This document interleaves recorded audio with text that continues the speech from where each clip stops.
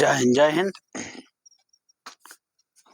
चलिए जल्दी जल्दी बैठ जाइए आप लोग। क्लास थोड़ा ऐसे भी आज लेट हो गया है। हाँ, थोड़ा सर पढ़ा रहे थे जो एक्स्ट्रा 5 मिनट पढ़ा दिए। एक्चुअली होता है ना क्या कि जैसे कि कोई चीज पढ़ा रहे हैं तो थोड़ा सा बच रहा है तो उसको छोड़ने में और कल फिर से वहां से शुरू करने में थोड़ा दिक्कत होता है, क्योंकि शुरुआत से सब चीज बताना पड़ता है कि नहीं। हम ही क्लास लेते हैं, कभी कभी तो ऐसा नहीं होता है कि थोड़ा छोड़ देते हैं तो फिर से कल वो टॉपिक को रिवीजन करना पड़ता है। कोई बात नहीं है। चलिए, कल हम आप लोग को कहाँ तक पढ़ा दिए थे? 16 महाजनपद आप लोग को पढ़ा दिए थे। 16 महाजनपद में क्या क्या बता दिए थे, उसको पूरा याद करवा दिए थे। ट्रिक के माध्यम से आप लोग को पूरा याद करवा दिए थे। K4 M3 और V2 तो सभी को याद है, सबको याद है ना जी। तो याद है तो हमको पूछने में तो कोनो दिक्कत है नहीं, तो हम तो पूछवे करेंगे, तो पूछ लिया जाए।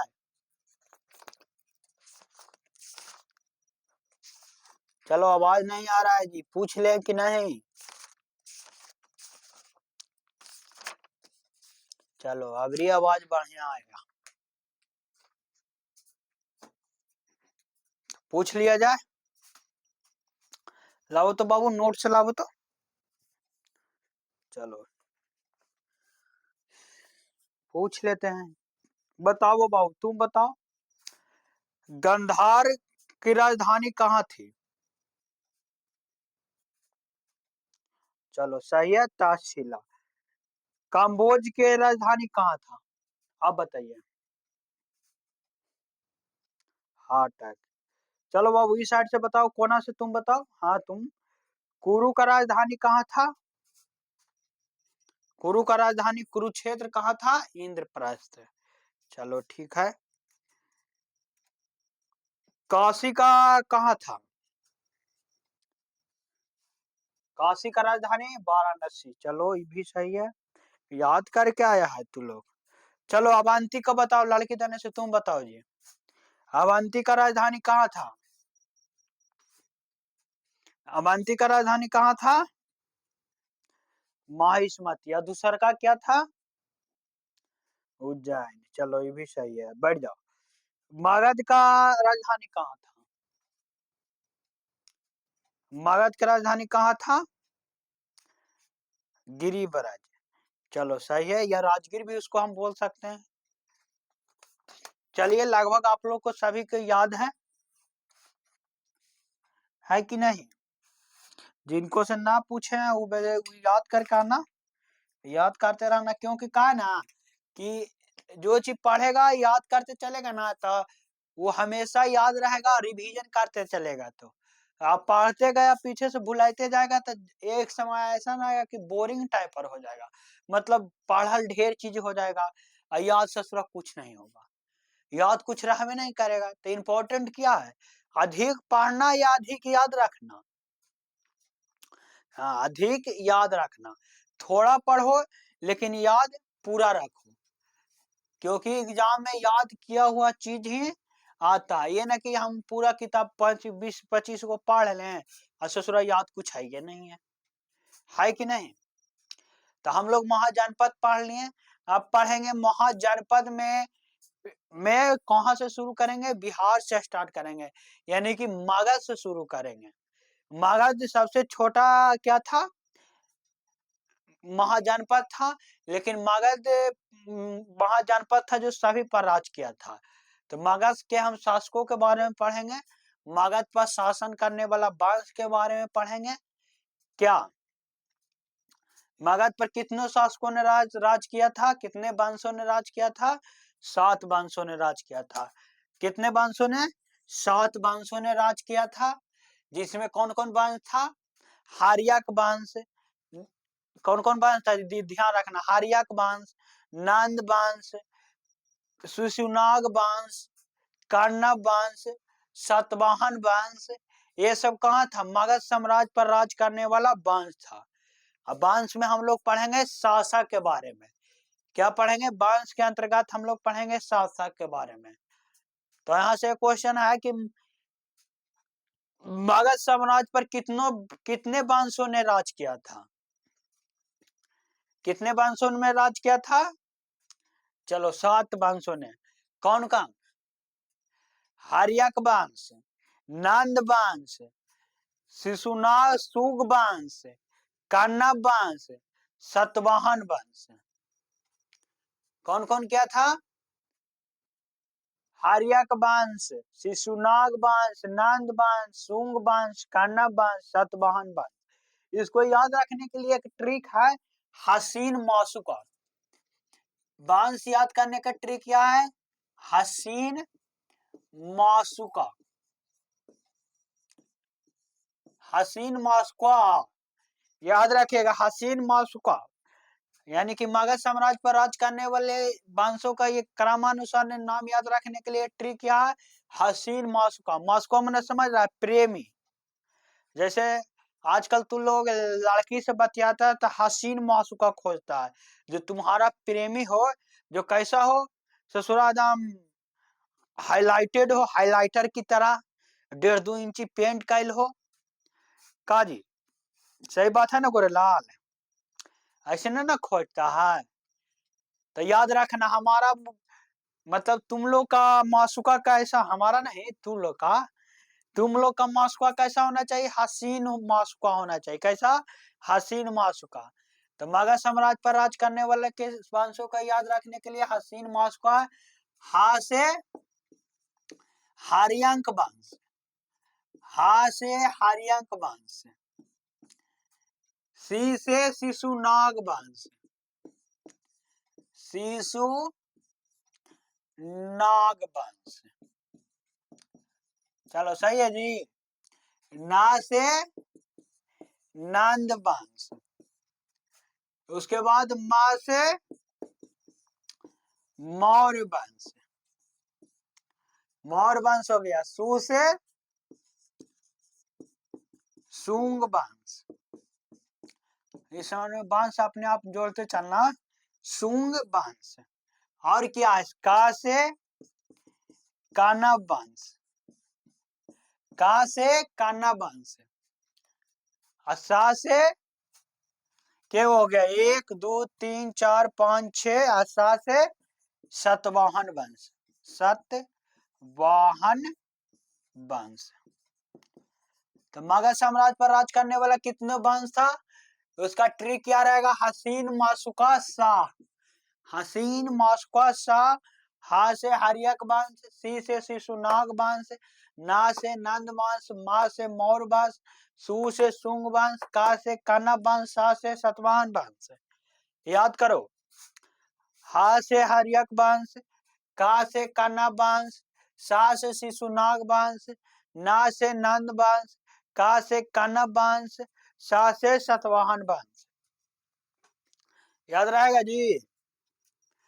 इसमें हम लोग पढ़ेंगे कौन सा? हर्यक वंश के बारे में पढ़ेंगे। किसके बारे में? हर्यक वंश के बारे में पढ़ेंगे। हर्यक वंश में कौन सा राजा था जो सबसे पहले, इतिहास का सबसे पहला राजा, ऐतिहासिक काल का सबसे पहला राजा हर्यक वंश के लोग थे। अब हम पढ़ेंगे कि हर्यक वंश का संस्थापना कौन किया था। इसमें हर्यक वंश में कितने प्रकार के शासक हुआ जो राज किया। वंश मतलब समझ रहा है? कहता है ना तुम लोग गांवों में लड़ा सा था, कहता है कैसन कुल खानदान वंश के लड़का है। तो वंश मतलब समझ रहा है कि इसी के खानदान के बारे में पढ़ना है, यानी कि हर्यक वंश के बारे में पढ़ना है। उसका बेटा पोता नाती नातनी के बारे में जे भी वो पढ़ना है कि नहीं। वंश मतलब क्या? जो तुम्हारा फैमिली का हो। कुल खानदान मतलब ये नहीं होता है जी। गांव में लड़ाई उड़ाई होता है, कहता है ना कैसा कुल खानदान वंश के है। लड़ाई देखा है गांव में कि नहीं तू लोग? हाँ ऐसे ही बोलता है। तो चलिए स्टार्ट करते हैं हर्यक वंश से।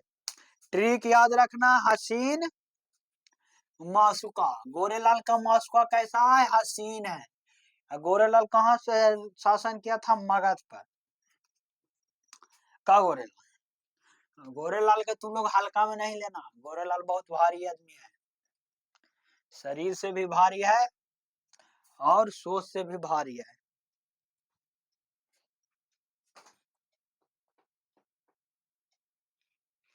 है कि नहीं गोरेलाल?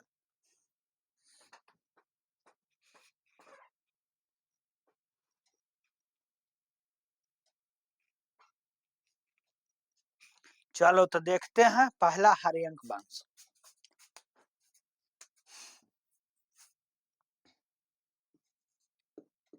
हरियंक वंश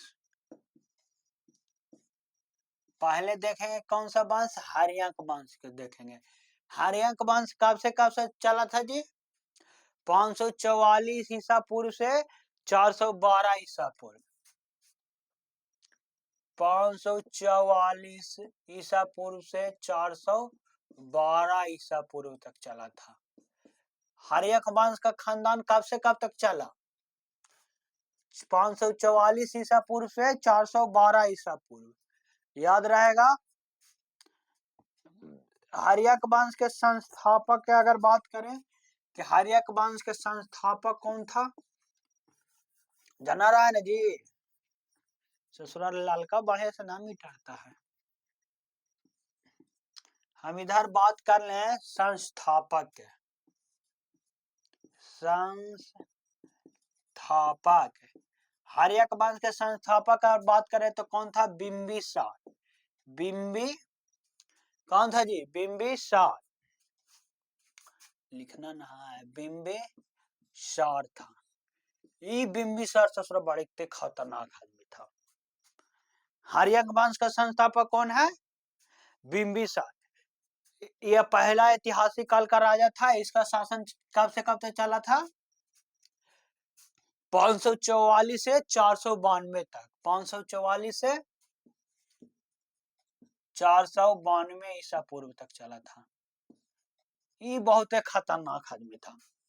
खतरनाक इसको क्यों इसलिए कहते हैं कि ये 4 ब्याह किया था। बिंबिसार कितने ब्याह किया था जी? 4 ब्याह किया था। ससुरा बहुत खतरनाक आदमी, आम आदमी के पास की बात है ये। एक आदमी तो एक ब्याह करता है तो उसका दिमाग ससुरा को उड़ा रहता है। बाल तो छोड़ो ना, बाल तो बिना शादी के बोले गर्लफ्रेंड में उड़ा देती है, लेकिन ब्याह करला के बाद दिमाग उमाग सब उड़ के चौपट हो जाता है बेचारा। एकदम मोहन की तरह, एकदम भोले बाबा की तरह सीधा साधा आदमी हो जाता है शादी के बाद।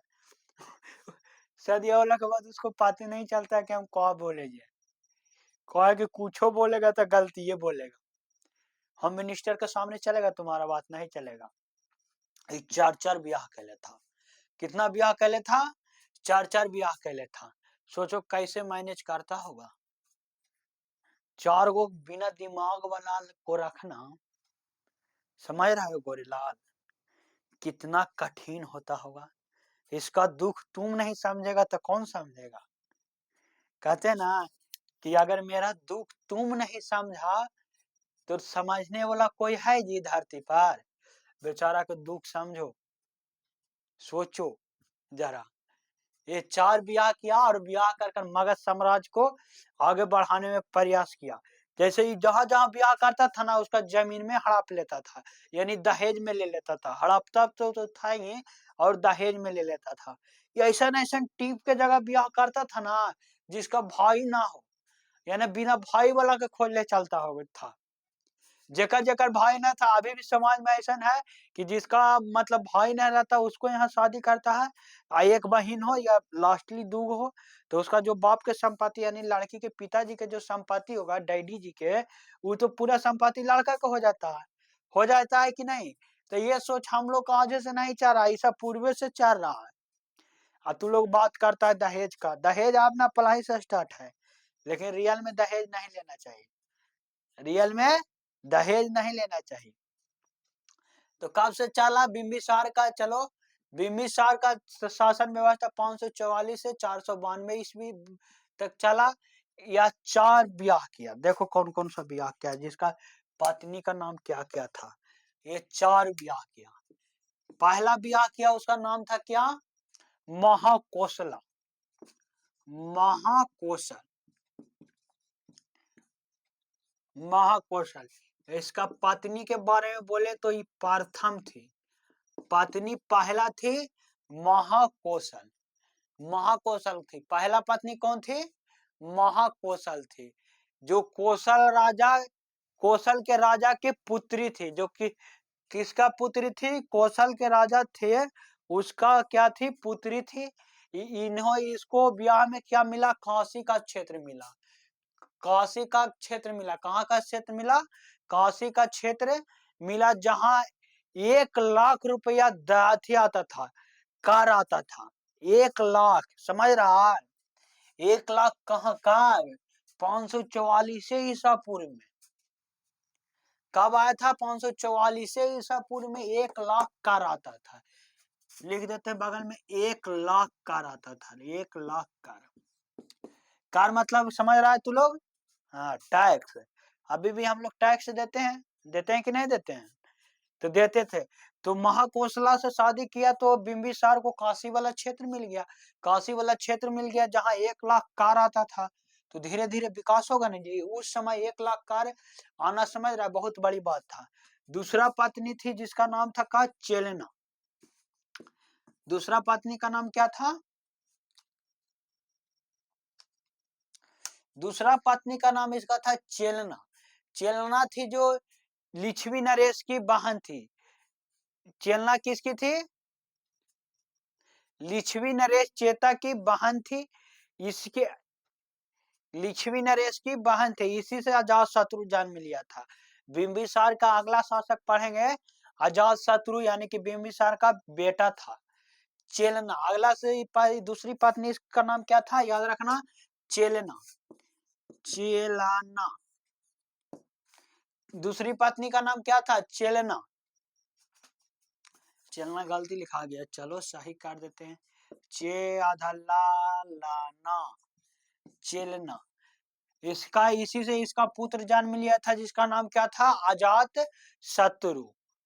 अजात शत्रु बहुत खतरनाक था, ये अपने पिताजी को ही मार देता है, आगे पढ़ाएंगे। तो बिंबिसार का पहला पत्नी का नाम था महाकौशला, जो कहा कौशल नरेश की पुत्री थी। दूसरी पत्नी का नाम था चेलना, इसको बहुत मानता था, इससे ही पुत्र की प्राप्ति हुई थी जिसका नाम था अजात शत्रु। तीसरा थी के पत्नी का नाम क्या था? तीसर की पत्नी का नाम क्या था? क्षेमा नाम था। कि तीसरी पत्नी का नाम क्या था?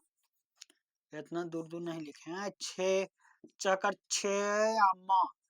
तीसरी पत्नी का नाम क्या था? क्षेमा था। यह कहा? पंजाब के मधुर मध्र कुल के क्या थी? राजकुमारी थी। क्षेमा कहाँ के थी? पंजाब के मध्र कुल के राजकुमारी थी। तो बिंबिसार का पहली का पत्नी का नाम क्या था? महाकौशला। दूसरा का नाम था चेलना, और तीसरा का नाम क्या था? क्षेमा। और चौथी, चौथी के देखो, बाप रे, चौथी का नाम था आम्रपाली। आम्रपाली, आम्रपाली ये एक नर्तकी थी। नर्तकी बोले तो डांसर थी, इसको भी ससुराल नहीं छोड़ा। आम्रपाली यानी कि ब्याह कर लिया किसे? आम्रपाली से। तो ये बिंबिसार का कितनी पत्नी थी? बिंबिसार की 4 पत्नी थी, जिसका नाम पहला महाकौशला, दूसरा चेलना। चेलना इंपॉर्टेंट हो जाता है क्योंकि इसी से जन्म लिया था आजात आजात शत्रु, अजात शत्रु। तीसरा का नाम क्षेमा था। चौथा का नाम आम्रपाली था, जो क्या था? नर्तकी था। ठीक, क्या थी? नर्तकी थी। अब शादी उदी तो हो गया, इस हिसाब से कुछ ना कुछ मिला। आम्रपाली से ब्याह करने के बाद ये वैशाली पर आक्रमण कर दिया, जिसके बाद इसे उसमें हार मिला था। क्या मिला? हार मिला था, मतलब जीत नहीं पाया। इसका एक और इतिहास का इसमें बिंबिसार के बारे में चर्चा मिलता है कि चंद्रप्रद्योत, अवंती के राजा चंद्रप्रद्योत था, जो बहुत बीमार था। कौची था? बहुत ज्यादा बीमार था। क्या था? बहुत ज्यादा बीमार था, उसका तबियत उबियत खराब हो था, जिसको बोल दिया था ना कि वहां का वैद्य, यानी कि अवंती का वैद्य बोल दिया था कि ये अब जीत नहीं, मतलब ये जिंदा नहीं रह पाएगा। क्या ये जिंदा नहीं रह पाएगा? इसको अब मारना तय है। मतलब बहुत गहरा बीमारी हो गया था। असाध्य रोग ये हो गया था जिसका कोई इलाज नहीं था।